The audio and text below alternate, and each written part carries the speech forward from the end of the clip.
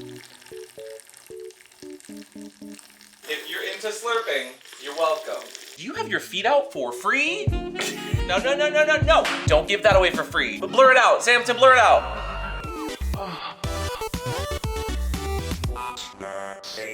Hello! Welcome back to What's the safe word? I'm Am. I'm Mr. Christopher. And today, we are being curious. And getting a little taboo. A few years ago now at this rate, we put out this Curious Kinks form where we asked people anonymously who didn't want to we're not kink shaming, we're not outing anyone's kinks, but we wanted to have a place where people felt empowered to express and share kinks about themselves that they might not be able to otherwise. And so we're doing another episode of those. Just when I think I know them all, there's always something new and I'm like, oh. We have almost 3,000 entries into this form already. So we put the form out, which is still linked down below if you'd like to add to it. And these are some of your secret, curious, and especially taboo kinks. No, we did not say weird. True, this is not about kink shaming, this is about expressing, and while our kink might not be your kink and your kink might not be our kink, we can still have an educational kind of deep dive into them. So, without further ado, title card.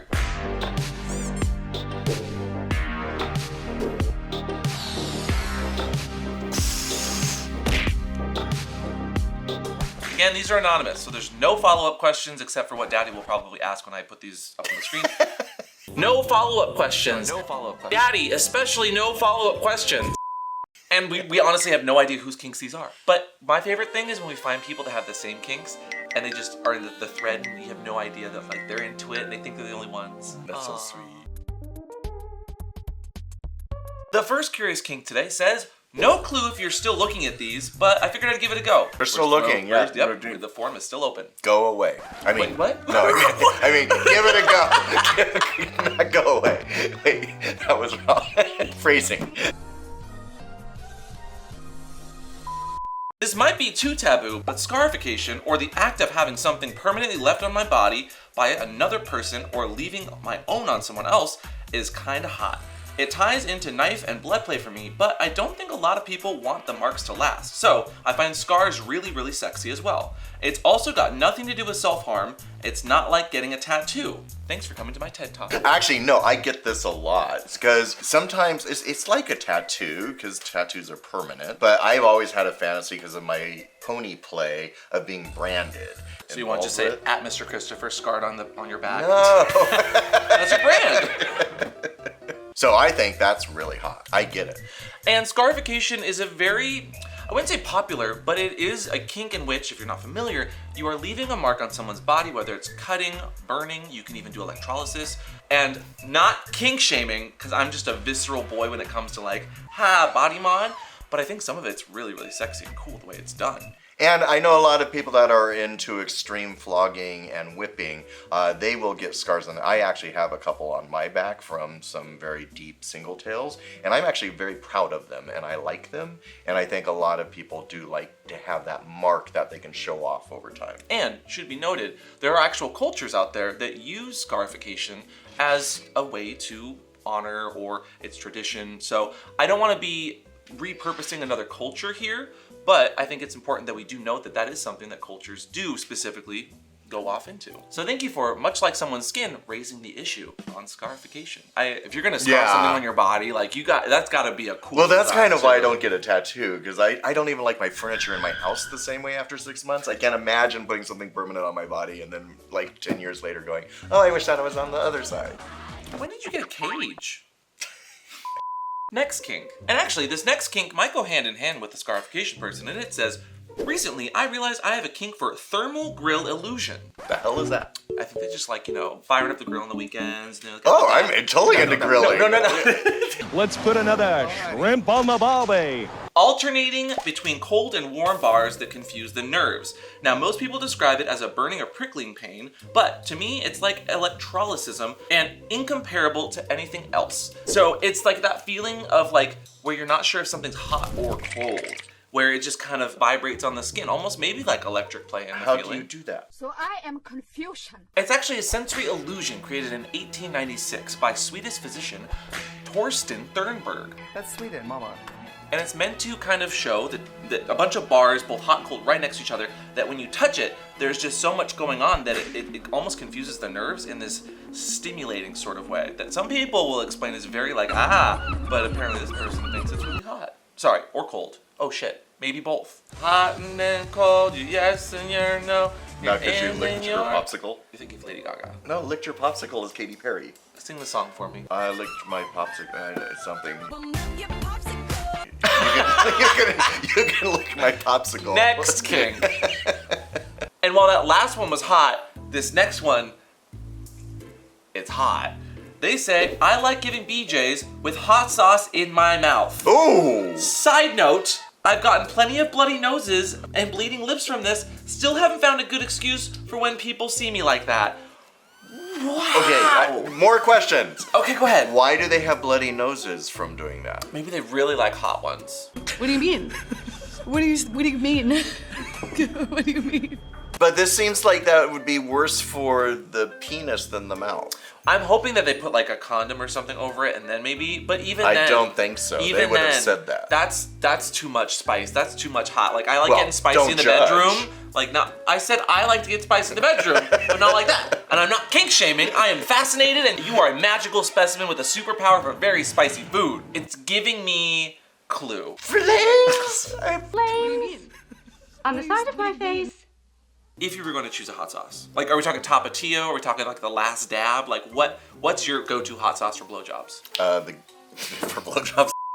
Sorry that we got stuck on that last one, but this next kink is appropriate because it's called, and I've never heard it called this before, kibashiri, or maybe kabashiri. I'm guessing it's a Japanese space word. Kabashiri. Is it like some sort of rope bondage of some sort? No, but it kind of is a bondage of sorts. It's also referred to as stuck in the wall.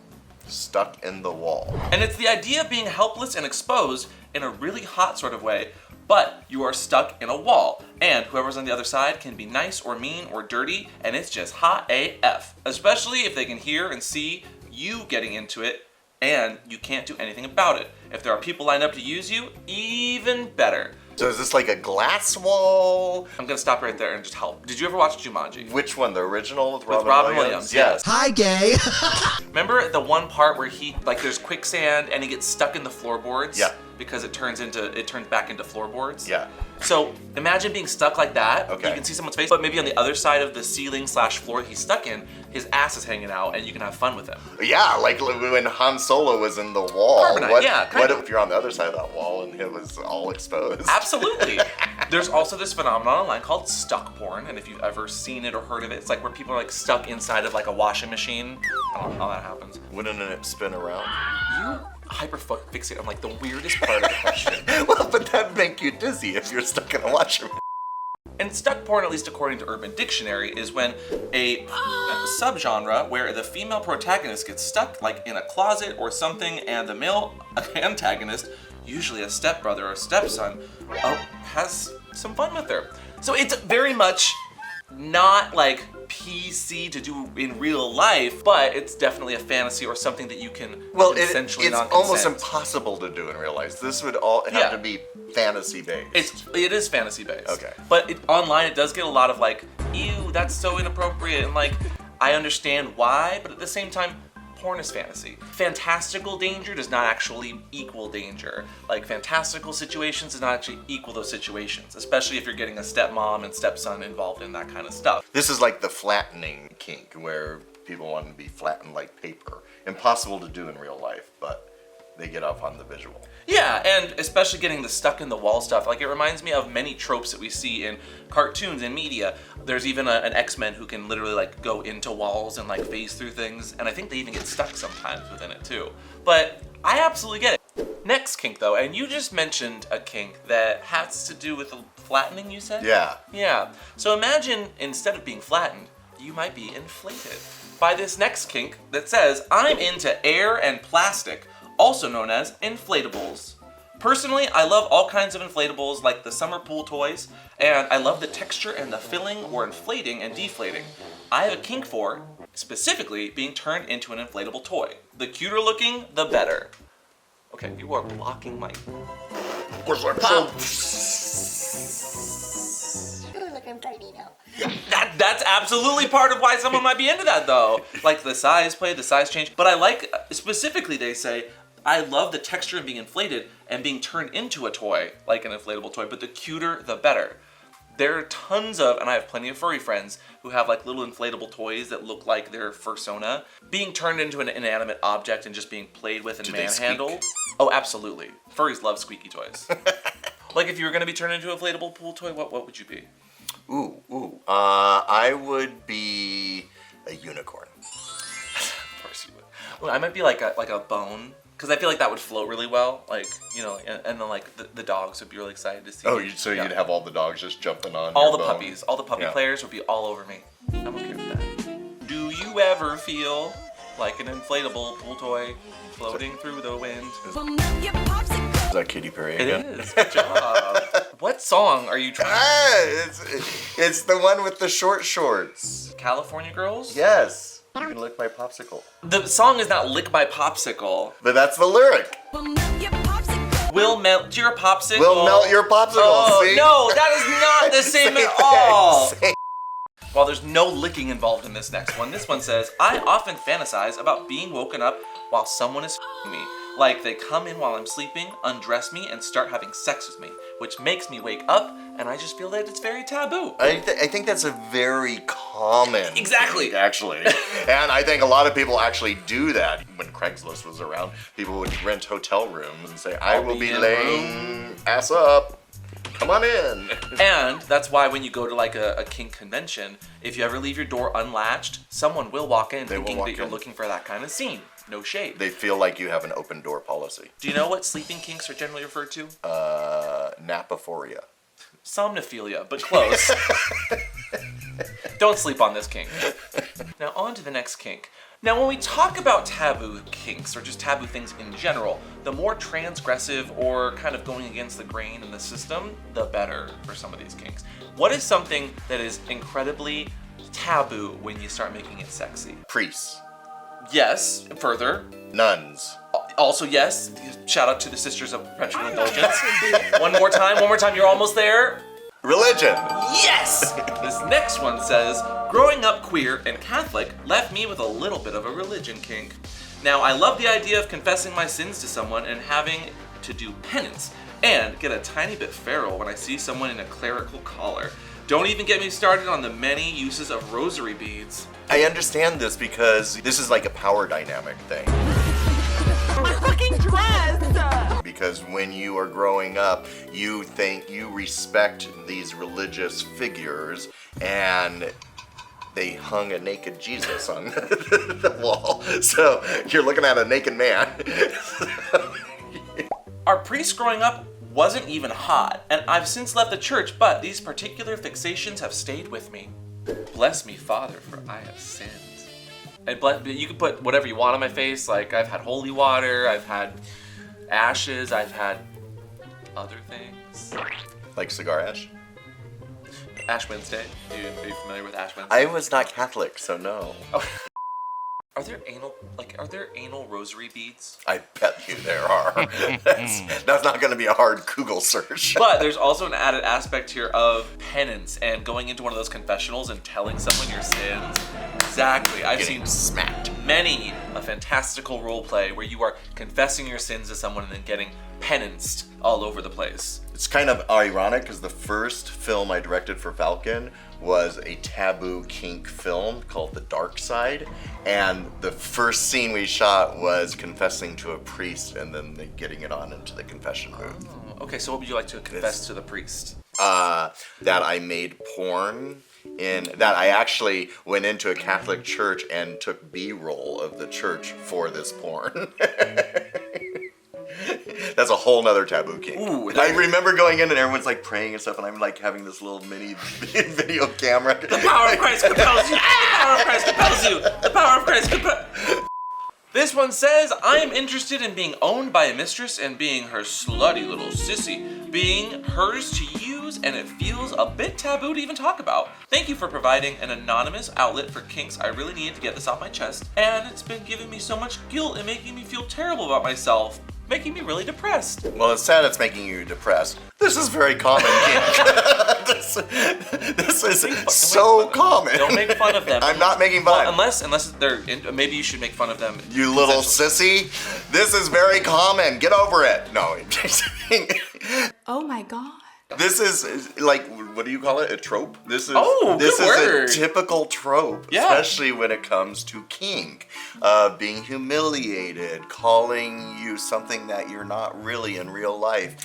That is very humiliating and degrading, but it turns you on. No shade, but this is not super taboo. I think this is a very common kink and good for you. And I love when people add that little comment at the end. There's like, thank you for providing this space just to talk about this, because it helps. So I hope that it helped you, and if you want to leave some secret kinks, the forms below. You could be in the next episode. This one's called Honey, I Shrunk the Daddy. Look, I'm tiny now. Like, Honey, I Shrunk the Kids? I think that's what they're referencing, but it goes on to say, I have a huge, ironically that's kind of funny, kink for men with smaller penises than me. Oh. It's something about the switch side that really enjoys feeling dominant. Further, I love the idea of shrinking a guy's dick down, either with magic or just from long-term chastity. Hot. A lot of people fantasize about that when it comes to chastity play. That is not where I thought you were going with that kink. I thought it was going to be like Gulliver's Travel where they were shrunk down, but you're just talking about the penis. I enjoy that kind of play. I think that's really fun. I like that they have both the magical and long-term chastity, which is possible with long-term chastity. You can get some shrinkage. If you don't use it, you do in fact lose it just a little bit. So are they thinking that because they have a larger dick, they have more power? No, I don't want to be social, no. Or is it like a humiliation thing? What's going on Remember here? that no follow-up question part where we can't get that information? I have so many questions. And this kind of power play is super fun. I think there's a lot going there, from embarrassment maybe and like degrading. And if everyone is like in on it and you're making fun of someone's dick and the size, they really like being made fun of, that's hot. Good for you. Or good, yeah, yours give smaller. There's nubbin wrong with that. That was a good one. Thank you. Okay, here's a more unusual one, I will say. Do you know what ASFR is, Daddy? ASFR. That isn't the when you do that with the No, microphone. don't touch the microphone. They say, I'm into an unusual taboo kink called ASFR. It's named for the Usenet news group, Alt-Sex Fetish Robot, and while the news group of that era was a joke, the acronym took off. I like when people are turned into statues. As a statue, you have been transformed and the body is super rigid. Solid objects and can be used like an object or a vivid sexual toy, where their orifices are open and available at any time. For those turned into the statue, they become an object like art and are put on display when they're not in use. Oh. Ow, ow, ow! No, I totally get that. It's like a form of objectification. Very much that. So, if I was strong and turned into a statue like this. But also magically, like you're all of a sudden like snap, you can't move. Isn't that kind of embarrassing, but also sexy? And then I can like touch and play with you and have fun and tickle even. And look, he's not moving at all. He's gonna be like this for the rest of the episode. In fact, there is an actual name for this. It's algamatophobia, where you are aroused by statues. Why do they make the name so long? And while I'm not gonna take this kink for granted, ASFR involves more than just statues. It also involves like robots or like mechanical beings, androids, or just being frozen and played with. Hypnosis and hypnotists use these kinds of triggers or inductions all the time. So this does not surprise me as an unusual kink. It's almost like bondage, but it's like statue bondage in some ways. I bet they just really like museums probably. Next kink. Actually, this next one leads in really well because this one is called Submechanophobia. What do you think submechanophobia is? Submechanophobia. Going down to look at the Titanic and feeling like it's going to explode. That's actually really close. Is it? This next kink says, I don't know if you've heard of submechanophobia, but it is a fear of being submerged and human-made objects such as shipwrecks. But I have the opposite of that. I have submechanophilia, as it were, and I'm particularly turned on by submerged statues and animatronics with corollary interests in historical diving suits, sea monsters, and abandoned roller coasters. So like the Little Mermaid. The things that she has, her who's its and what's its, yeah. She had like statues and stuff in the cave that she swam in. Humans used to sit around and each other all day.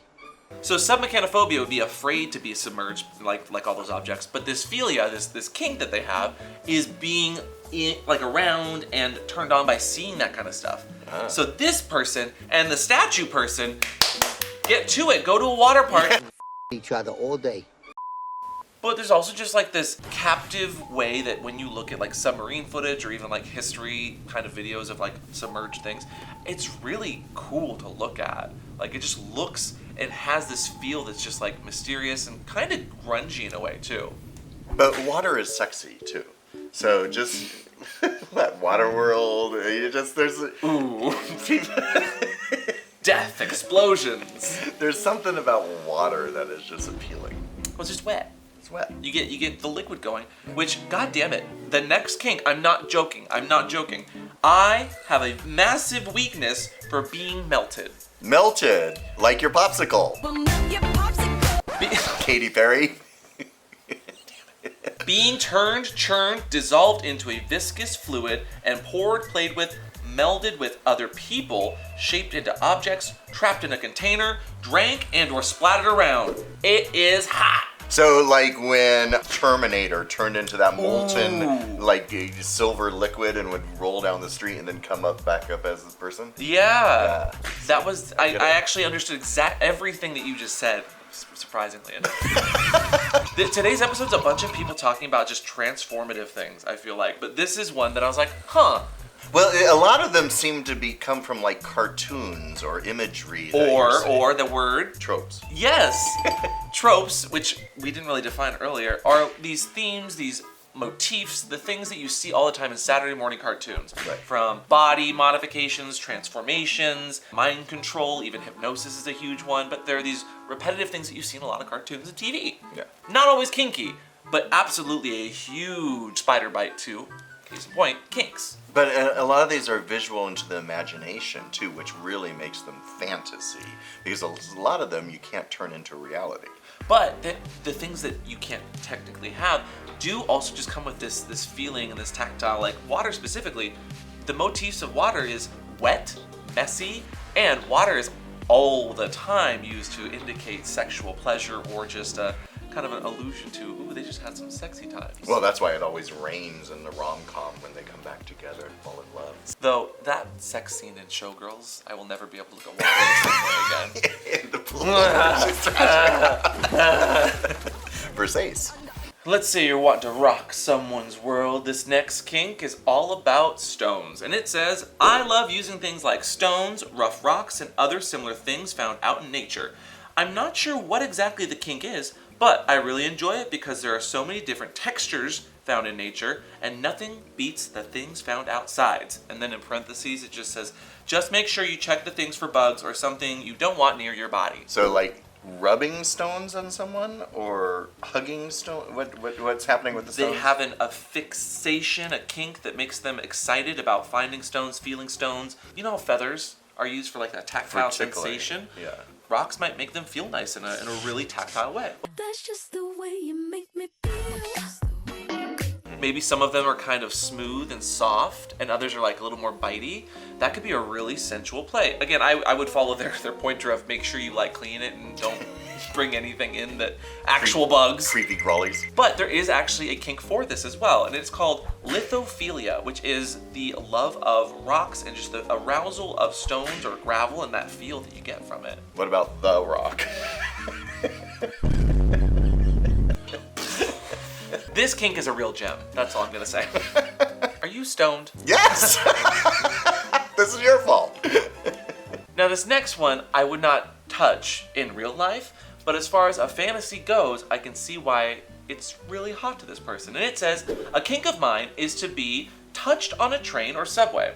I wouldn't want it in any way where it's genuinely a stranger hurting me, but I like the idea of being kind of stoic as someone presses up and messes around with me in a public or packed place. Obviously, we're not saying you should do this. We're not condoning this. But as far as fantasy goes, this is a very active fantasy. I see online when people are like You doing see like it in movies all the time. And you know the MTA should stand for mother touching my ass. And of course, we're not saying go have sex in public, but the idea, the fantasy of this is so played out, but still very hot. Watching someone who's getting turned on and aroused, and they're like kind of enjoying it, but like, oh my god, how do I got a boner on the train and everyone can see because I'm wearing gray sweatpants. Right. Oh, sweatpants. Daddy, don't turn me on. It's the fear of getting caught, too. That's what makes it taboo. Yeah, the surreptitiousness of it all, and it's actually called fraterism. It has a word for it. Fraterism? Yeah. Because you're fraught with worry? Well, maybe, yeah.